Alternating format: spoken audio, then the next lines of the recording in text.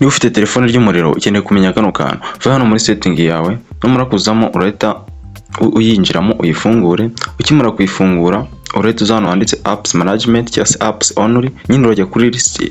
Numara kuba wafungura urahita uza hano handitse app list, urakanda. Ukimara kuhakanda uhita ugera kuri list ya application zawe zose. Icy'ingenzi ni uguhingukira kuri app zose ufite muri telefone yawe. Numara kuba wahagera uraza kuri app by'umwihariko ukoreshaho megabyte uspendingaho internet, uzi wenda urugero dukoreshe nk'iyi vidment. Numara kuba wayizaho urahita uza hano handitse mobile data and wifi, uhafungura. Ukimara kuhafungura saa kano ga setting kanditseho background data uhita ugafunga. Ukimara kugafunga urabukemuye ikibazo cya mbere cyuko telefone yawe ry'umuriro.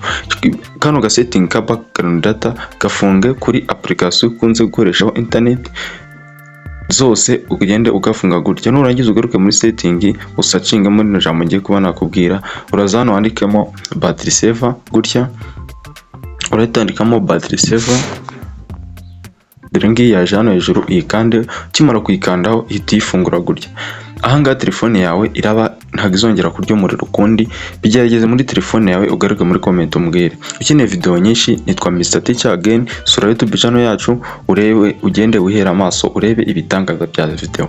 Thanks, nawe utaha wibuke kumfollowinga kandi kuri agatima iyi video isharing inshuti yawe, ariko kanda follow niba ukunda video nk'izi ugize ibonera ku gihe.